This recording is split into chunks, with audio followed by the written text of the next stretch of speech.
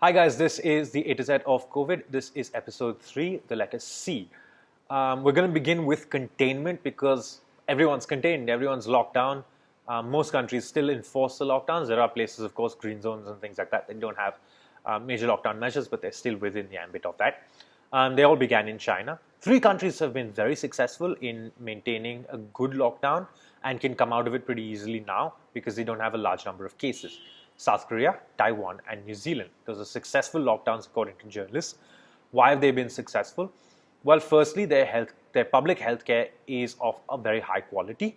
So most people with any minor symptoms could get treated easily. Secondly, critical decision making by their governments. New Zealand and Taiwan introduced early lockdowns before there were more than 10 cases. And South Korea tested almost the entire population. So everybody who had the virus was identified and quarantined, which meant that there was very little transmission. And because of that, they were able to successfully contain the outbreak. The third reason is because all 3 of these countries have a population with fewer pre-existing conditions. We know in the United States that the rate of obesity is very high. And because of that, some of them are predisposed to the virus because of a lowered immune system. That leads me directly to my next point, comorbidity. Now, what is comorbidity? That's an associated underlying medical condition, much like obesity, which is one of the reasons that people can get the virus or get a severe attack of the virus. Why are comorbidities important though? Comorbidities are important because 72.2% of all patients in ICUs have some form of comorbidity or the other. What are the ones to worry about for COVID? Well, diabetes, hypertension, cardiac issues, asthma, lung disease, and kidney disease, all very important.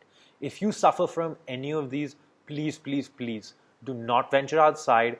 Try and maintain as much social distancing as you can and try and stay within your home and stay safe. Because if you contact the virus, there is a very good chance you will end up in the ICU.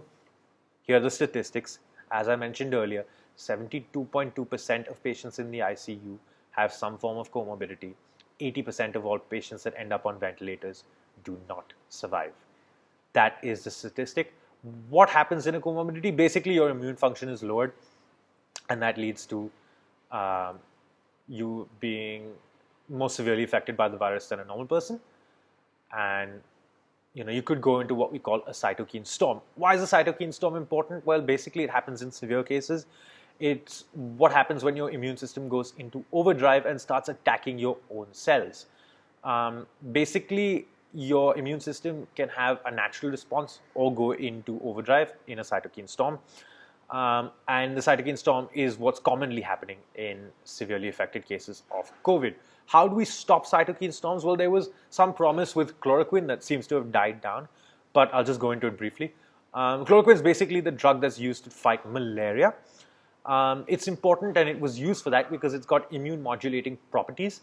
Immune modulation basically lowers your own immune system attacking the other cells in your body, so it's good for autoimmune diseases like arthritis. According to guidelines, only severe cases with pneumonia were supposed to use chloroquine to be treated. It had sort of alleged antiviral properties, but I mean, there's no clear evidence for that. Trump and the FDA approved it very early in the piece on the back of 2 small uncontrolled studies. It's of major concern to cardiac patients, and here's why. There was a terminated study in Brazil which had very high death rates in the 2 categories of patients that they were admitting, one with a high dose of chloroquine and one with a lower dose. Now, what they were basically trying to see was which group recovered faster. As it turned out of a study that was supposed to involve 240 patients, they only managed to get through 81 before it was terminated.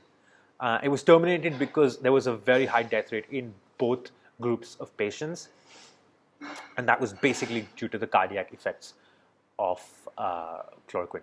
And that's why you should be wary of it. From something really morbid, now I'm going to go into something a bit more fun. The 2 conspiracy theories that I found very interesting. I did briefly mention in the last episode that I would speak of them, so here they are. One involves an outbreak linked to a lab that was involved with China's bio-warfare program. So again, design a virus, made with the help of a Harvard professor who was involved, and then subsequently arrested by the CIA. The other explanation, of course, is that the Chinese Center for Disease Control was working with bats, and it was released from there. There was a bit of an accident, and the virus released from there. And basically, all of that is linked to Chinese world domination. Now, remember, Fox News and Trump both think that it's the quote-unquote Chinese virus.